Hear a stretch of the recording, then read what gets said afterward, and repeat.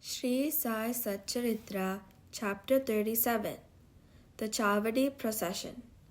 In this chapter, Hemadpant, after making some preliminary observations on some points of Vedanta, described the Chavadi procession. Preliminary. Blessed is Sai's life for his devotees. Blessed is his daily routine. His ways and actions are indescribable.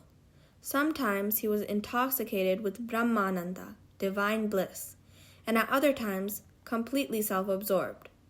But while doing so many things at the same time, he was yet unconcerned with them. Though he seemed at times quite inactive, he was not idle or dozing. He always abided in his own self. Though he looked calm and placid as the sea, he was deep and unfathomable. Who can describe his ineffable nature? He regarded men as brothers, women as sisters and mothers. He was a perfect celibate, as everybody knows. May the knowledge we get in his company last long unto death. Let us ever serve him with wholehearted devotion to his feet. Let us see him, God, in all beings, and let us constantly remember his name. Hemadpant, after making some lengthy dissertations on some topics of Vedanta, which he himself considered as a digression, goes on to describe the Chavadi procession. Chavadi procession. Baba's dormitory has already been described. One day he slept in the masjid and on the next in the Chavadi near the masjid. He slept in the masjid and in the Chavadi on alternate days. This alternate sleeping at both these places went on till Baba's Mahasamadhi. From 10th December 1909, devotees began to offer regular worship to Baba in the Chavadi. This we will now describe with his grace. When the day of retiring to the Chavadi came, people flocked to the masjid and did the bhajan in the courtyard for a few hours. Behind them was a beautiful palanquin, to the right a Tulasi Vrindavan, and in front Baba adorned his seat, and there were the devotees singing bhajan. Men and women who had a liking for the bhajan came in time. Some took musical instruments in their hands and conducted the bhajan. Sai Baba was the magnet who drew all the devotees to him. Outside in the open, some trimmed their torches, some decorated the palanquin, some stood with cane sticks in their hands and hailed victory to Baba. The corners were decorated with buntings. In the masjid, rows of burning oil lamps shed their light. Baba's horse, Shyamkarna, stood fully decorated outside.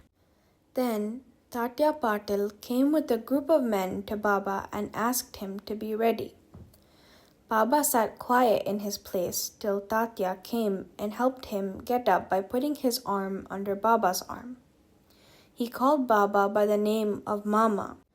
Their relationship was extremely intimate. Baba wore on his body the usual kafni, took his satka under his armpit, and after taking his tobacco pipe and tobacco and placing a cloth over his shoulder, he was ready to start. Then Tatya placed a gold-embroidered beautiful shawl over his body. After this, Baba himself put a few fuel sticks into the dhuni to keep it alive, and with his right hand extinguished the lamp burning near the dhuni, and then started for the Chavadi. Then all sorts of musical instruments gave out different sounds, and fireworks exhibited various colored views. Men and women were singing Baba's names, walking, and doing bhajan to the accompaniment of mridang and veena. Some danced with joy, and some carried various flags. The uniformed escorts announced Baba's name when he came on the steps of the masjid. On two sides of Baba stood people who held a bundle of animal hair fixed at one end of a stick, and others who fanned Baba. On the way were spread folds of cloth, which Baba walked on, being supported by devotees' hands. Tatya Patil held the left hand and Malsapati the right, and Bapu Sahib Jog held the umbrella over his head. In this fashion, Baba marched on to the Chavadi. The fully decorated horse, named Shyam Karna, led the way, and behind him were all the carriers, waiters, musical players, and the crowd of devotees. The name of the Lord was being chanted to the accompaniment of the music, as also the name of Sai. In this manner, the procession reached the corner, and everyone who joined this party seemed pleased and delighted. On reaching this corner, Baba stood facing the Chavadi and shone with a peculiar aura. It seemed as if the face of Baba took over the glory of the rising sun. Baba stood there with a concentrated mind, facing the north as if he was signaling something. All the instruments played music while Baba moved his right hand up and down for some time. Kaka Sahib Dikshit at this time came forward with a silver plate containing flowers besmeared with red powder and threw them on Baba's body, off and on. The musical instruments played their best at this juncture, and Baba's face beamed with radiance and beauty, and all the people viewed this luster to their heart's content.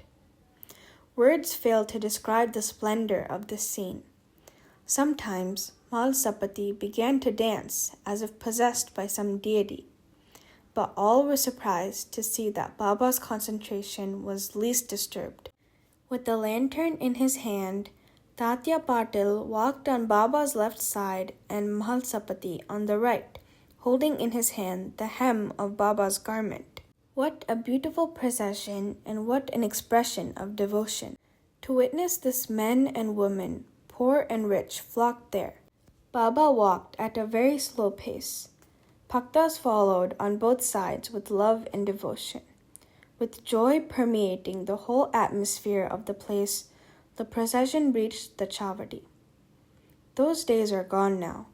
Nobody can see them in future, but by remembering and visualizing the sight, we can bring solace and ecstasy to our minds.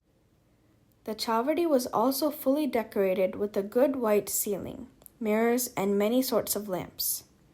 On reaching there, Tatya went ahead and spread an asan, and placing a bolster, made Baba sit there and made him wear a coat. Then the devotees worshipped him in various ways.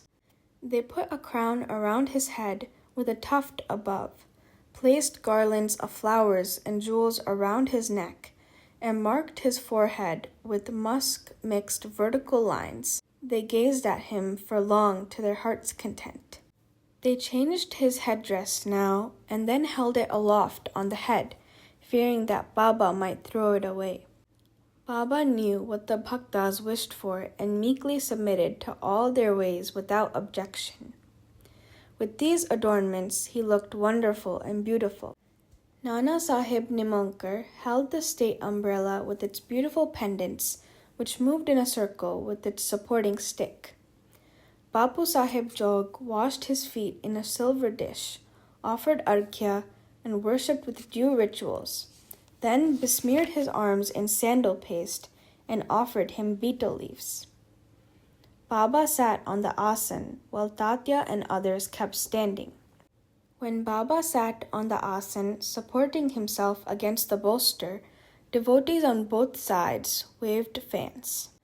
Shama then prepared the chillim and handed it over to Tatya Patil, who drew a flame out of it by inhaling a deep breath through his mouth and then gave it to Baba.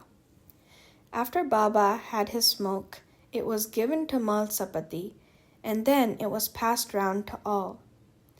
Blessed was this chillim. It had first to undergo many ordeals of penance, such as being kneaded by pot makers, dried in the sun, and burnt in fire, and then it had the good fortune to get the contact of Baba's hands and his kiss.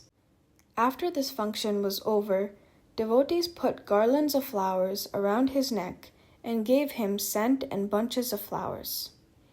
Baba, who was an incarnation of dispassion, cared a fig for all these necklaces of jewels and garlands of flowers and other decorations, but out of real love to his devotees, he allowed them to have their own way and to please themselves. Finally, Bapu Sahib Jog waved the arati over Baba, observing all formalities, and the musical instruments played their auspicious tunes. When this arati was over, the devotees returned home, one by one saluting Baba and taking his leave. When Tatya Patil, after offering chillim, scent and rose water, stood to depart, Baba said to him lovingly, "Guard me. Go if you like, but return sometimes at night and enquire after me." On replying in the affirmative, Tatya Patil left the Chavadi and went home. Then Baba himself prepared his bed. He arranged some sheets one upon the other, and thus making his bed, went to rest. We shall also now take rest and close this chapter with a request to the readers that they should remember Baba and his Chavadi procession daily before they retire and go to bed. Bow to Sri Sai, peace be to all.